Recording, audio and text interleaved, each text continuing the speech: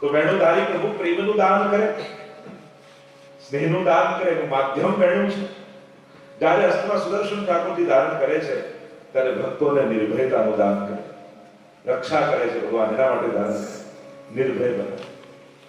સુદર્શનધારી પરમાત્મા અને અમરીશ રાજા આદિની કથામાં પણ આવે છે કે જ્યારે અમરીશ રાજાની પરીક્ષા દુર્વાસા મુનિએ કરી ત્યારે ભગવાનનું સુદર્શન એમની પાછળ આગળ જાય છે.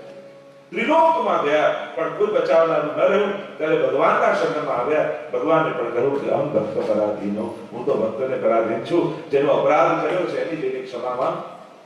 અને સુદર્શન એમની પાછળ દોડે છે, ભક્તની ક્ષમા માંગી છે ત્યારે એમને મુક્ત કર્યા છે. તો આ સુદર્શન ભક્તોની રક્ષા માટે ભગવાને ધારણ કર્યું.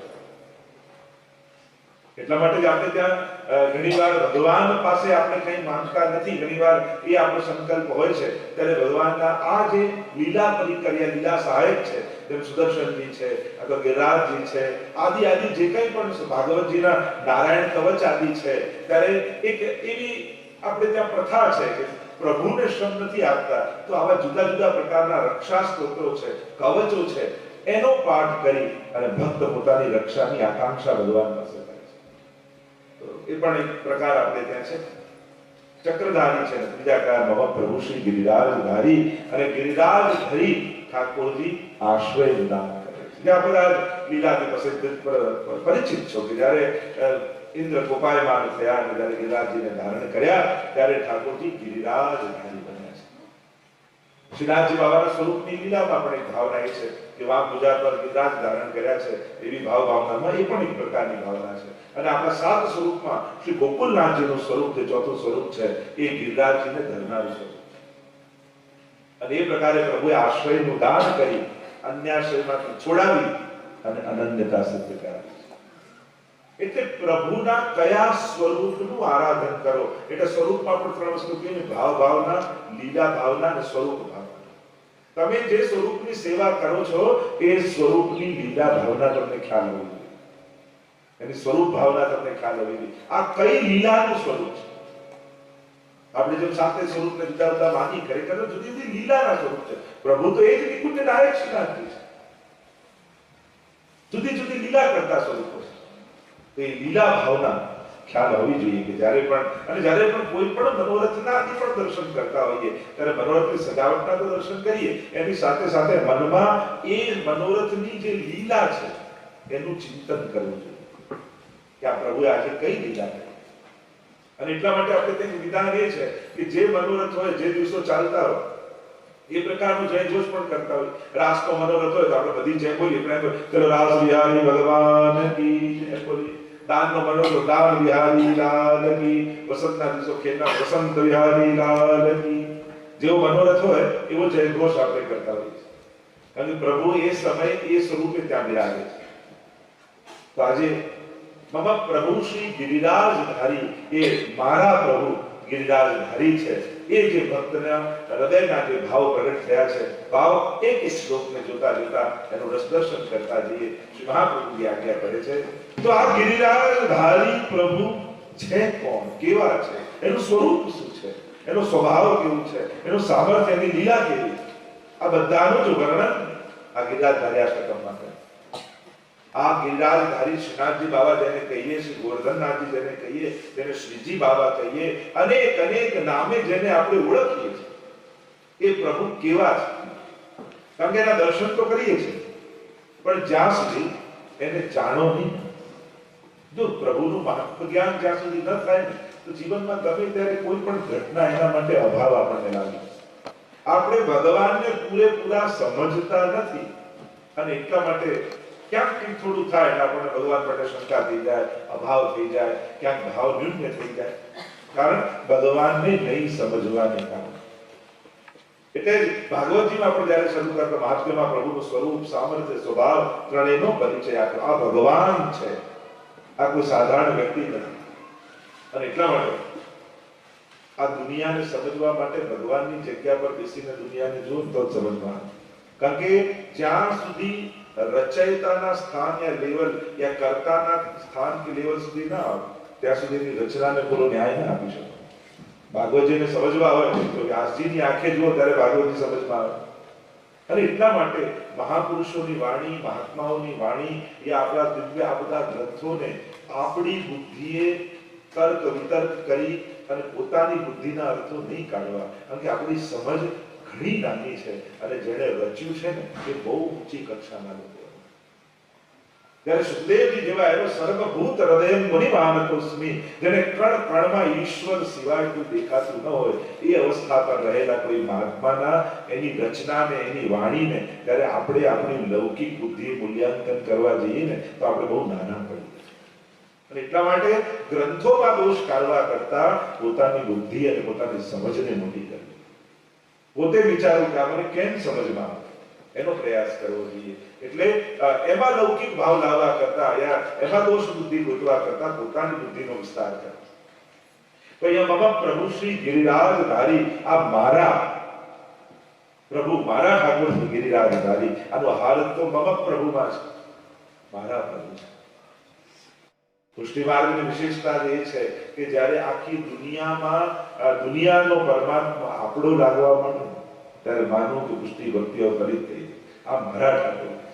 તો કહેતા ને ભક્તના ઘરે ભગવાન આવ્યા અને એક એક વસ્તુ પૂછવા લાગ્યા, ગાડી કોની? પ્રભુ આપની. અંદર ગયા તો ટીવી કોનું? આપનું. આ સોફા કોના? તો કે આપના. એક એક વસ્તુ ભગવાન ઘરમાં બતાવ્યા કે આપનું આપનું આપનું. એટલામાં સેવાનો રૂમ આવ્યો ને ઠાકોરજી વિરાજેલા હતા. ત્યારે પ્રભુએ પૂછ્યું આ ભગવાન કોના? તો કે બસ એ મારા છે, બાકી બધું ભલે આપનું આપેલું છે એ આપનું છે, પણ ભગવાન મારા છે. અને ભગવાન જેના થઈ જાય તો આ બધું જ કોનું છે? ભગવાનનું છે. સહજમાં બધું થયું. અને એટલા માટે આ બુદ્ધિ મમ પ્રભુ શ્રી ગિરિરાજધારી, મારા પ્રભુ ઠાકોરજી મારા છે, આવો મમત્વનો ભાવ ભગવાનમાં ન આવે ત્યાં સુધી ભક્તિ ફલિત થઈ નથી. અને એટલા માટે ભક્તની અંદર ભગવાન માટે મારા ઠાકોરજી છે એવો ભાવ હોય. ઘણી વાર કોઈના ગરબા જઈએ બાળકોને પૂછે કે ઠાકોરજી કોણ? અત્યારે તો બહાના છે. કમથી કમ ઘરના દરેક લોકોને ઘરે બિરાજતા પ્રભુ પોતાના લાગવા છે. બાળકને એવું ના લાગ્યું બહાના ઠાકોર, આ અમારા ઠાકોર છે. ઘરના દરેક મેમ્બરને એટલે પહેલેથી એવું જ વાતાવરણ લાગ્યું આપણા પ્રભુ આવ્યા, દરેકને પોતાના લાગવા છે. આ ભાવના આપણી હતી. એટલે જ પુષ્ટિ માર્ગમાં તો આ વિધાન, એટલે જ પુષ્ટિ માર્ગનો શબ્દ તમે જુઓ, અહીંયા તમારા ઘરમાં અમે ઠાકોરજી નથી પધરાવતા, તમારા માથે ઠાકોરજી પધરાવી છે. એટલે પૂછતા નથી પુષ્ટિમાં તમારા માથે કયું સ્વરૂપ બિરાજે છે, એમ બી તમારા ઘરે કયું સ્વરૂપ બિરાજે છે. પુષ્ટિ માર્ગનો બોલવાનો વિવેક તમે જુઓ તો ઓલવેઝ આપણે એમ જ કહીએ તમારા માથે કયું સ્વરૂપ બિરાજે છે. એટલે અમે તમારા ઘરે નથી પધરાવતા, તમારા માથે પધરાવી. અને માથે પધરાવવા અને ઘરે પધરાવવામાં ઘણો ફરક છે. અને ઘરે ગમે તેટલી વ્યવસ્થા ગોઠવીને આપણે ઠાકોરજીને રાખીએ, પણ જ્યાં સુધી એ મારો સ્વામી છે, એ મારો નાથ છે, હું એનો દાસ છું, આ ભાવ ના આવે ત્યાં સુધી માથે પધરાયા નથી. ત્રણ વસ્તુ છે, ભગવાન મારી સાથે છે, ભગવાન મારી માટે છે અને ભગવાન મારી માથે છે. મોટા ભાગના લોકો એમ માને ભગવાન મારી માટે જ છે, એટલે જ્યારે આવે ત્યારે બે ચાર કામ બતાવી દે, મારા માટે જ છે ને ભગવાન. અને એટલા માટે ઘણા લોકો માંગવાનું જ ના હોય તો ભગવાન પાસે જઈને કરવાનું છે. તો પ્રભુ પાસે જઈને પોતાનો ભાવ અભિવ્યક્ત કરતા આપણને આવડે છે. પેલા દિવસે તો રુદ્રાસો ચતુશ્લોકીની વાત કરતો, ચતુશ્લોક મને તો એ યાદ કરીએ ને ઠાકોરજી આગળ બોલીએ કે પ્રભુ આગળ શું મંગાય. અદ્ભુત વાત રુદ્રાસુરે કરી કે પ્રભુ આગળ શું માંગવું. ભક્તે આપણે ભક્તો શીખવાડે. ઠાકોરજી આગળ તમે ચલો, તમને બધાને હું પ્રશ્ન કરું, ઠાકોરજી આગળ તમે ઉભા હો તો શું બોલતા હો, શું આપો? કે અહીંયા દર્શન કરો કે હવેલીએ ક્યાંક ગયા જાઓ દર્શન કરો, ઠાકોરજી આગળ ઉભા હોઈએ આપણે શું બોલવું જોઈએ, શું કરવું જોઈએ? એમ તો આપણે દર્શન કરીએ, બધું જ કરીએ, પણ અંદર કંઈક તો થતું હશે. ચલો એ વાતે છોડી. એમ કે તમને એમ તો તમારા ઠાકોરજી તમે આંખ બંધ કરીને યાદ કરો, તો તમે આમ આંખ બંધ કરો તો તમને તમારા માથે બિરાજતા ઠાકોરજીનો ચહેરો યાદ છે. આમ આંખ બંધ કરો તમને તમારા ઠાકોરનો ચહેરો યાદ આવે છે. હું તમને કહું ઠાકોરજી યાદ કરો, તમે આંખ બંધ કરીને કોને બોલતો? ઘણા તમે બોલતા અમને યાદ કરું, ના બોલા અમને યાદ કરું, કોણ યાદ કરે ખુશ થઈ ગયું. તમારા માથે જે ઠાકોરજી ઘરે બિરાજે છે એમનું મુખારવિંદ તમને યાદ છે? જો સ્વરૂપાસક્તિ ન થાય ત્યાં સુધી ભક્તિ માર્ગમાં આગળ ન વધાય. એટલે સ્વરૂપ નિષ્ઠા અહીંયા બહુ મહત્વની છે. મર્યાદા ભક્તિ ને પુષ્ટિ ભક્તિમાં ફરક એટલો છે. મર્યાદા ભક્તિમાં મહાત્મ્યની ભક્તિ છે, ગુણની ભક્તિ છે, અને પુષ્ટિ ભક્તિમાં સ્વરૂપની ભક્તિ છે. કારણ કે ત્યાં સામર્થ્ય, ગુણ આ બધું દેખાય ત્યાં સુધી ભાવ રહે, પણ જયારે ગુણ નહીં દેખાય, સામર્થ્ય નહીં દેખાય, કૃપા નહીં દેખાય તો અભાવે આવી જશે. તો પુષ્ટિ ભક્તિમાં તો ગોપીઓ કહે કે પ્રભુ આપ અમને તરછોડો કે અમને સ્વીકારો, પણ અમે તો આપને પ્રેમ કરીએ છીએ. એ પ્રેમમાં તલભાર પણ ઓછો ઉણપ આવવા નહીં દઈએ, કારણ કે અમે આપને ચાહીએ છીએ, આપનાથી કઈ નથી ચાહતા. આવી જ્યારે સ્વરૂપ નિષ્ઠા પ્રભુમાં આવે ત્યારે પુષ્ટિ ભક્તિની શરૂઆત થઈ. તો ભગવાન મારી માટે છે, બીજો એક વિચારધારા ભગવાન મારી સાથે છે. અર્જુનની સાથે ભગવાન હતા તો અર્જુન બધેથી પાર થઈ, પણ પુષ્ટિ માર્ગી ભક્ત તો એમ કહે ભગવાન મારી માથે છે.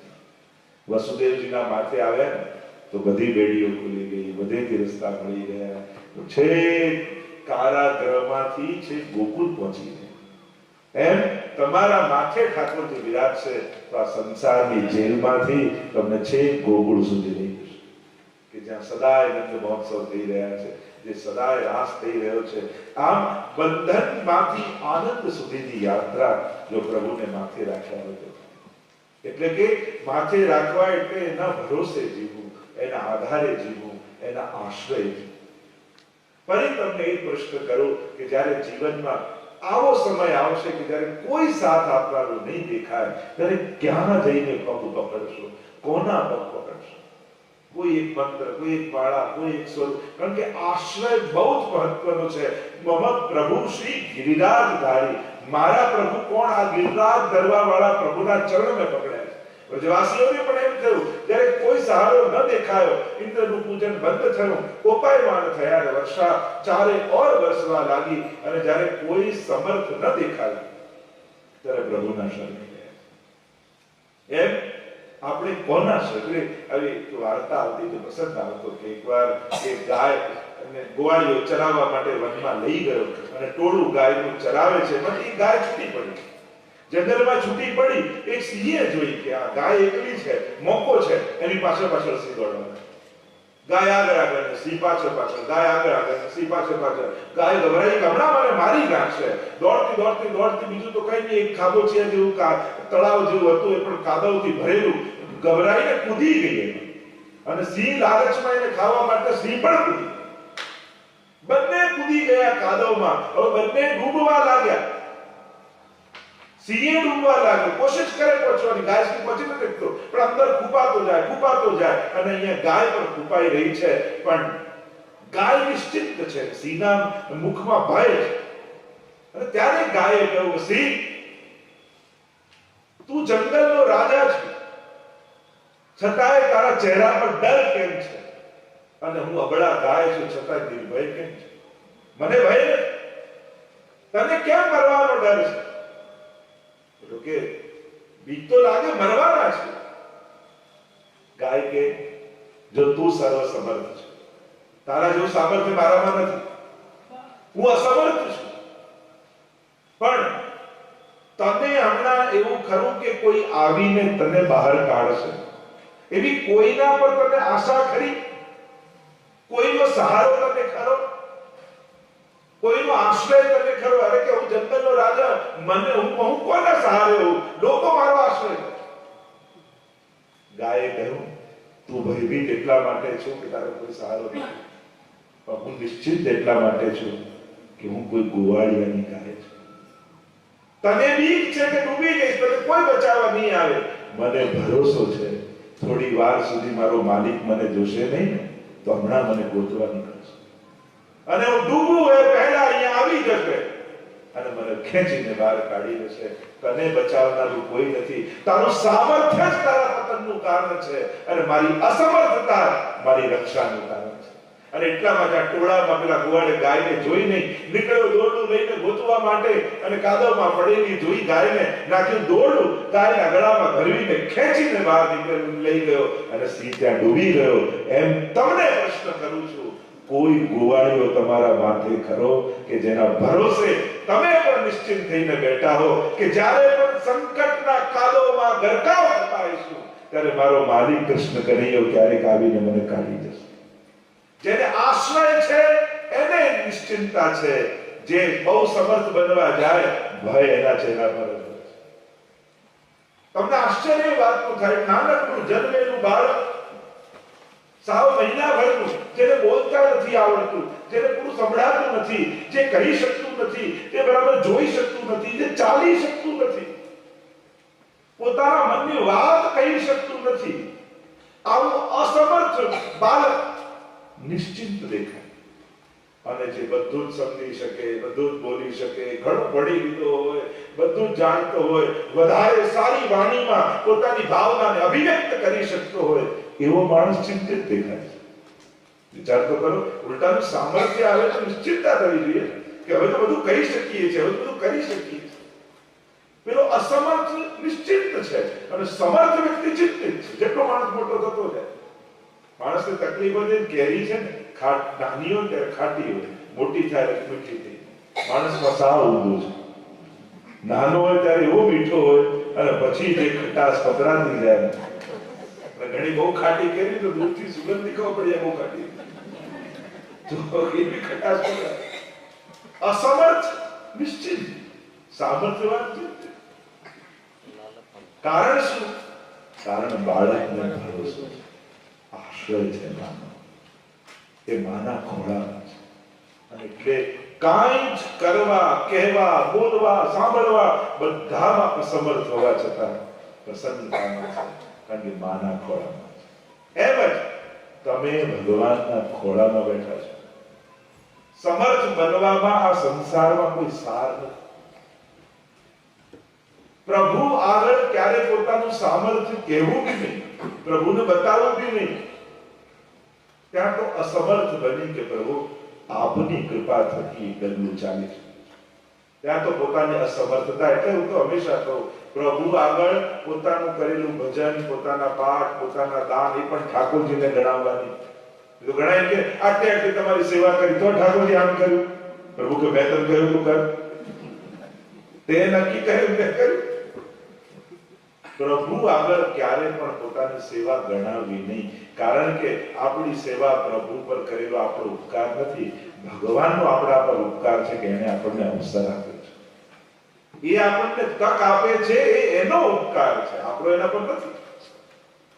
અને એટલા માટે અસમર્થતા એટલે કે પ્રભુના આશ્રયમાં, પ્રભુના સાનિધ્યમાં રહેવું. શરણાગતિ એટલે પુષ્ટિ માર્ગમાં સૌથી પહેલા પ્રવેશતાની સાથે જ આપણે ત્યાં અષ્ટાક્ષર બ્રહ્મસ્વર મંત્ર આપવામાં આવે કે હું પ્રભુની શરણમાં છું.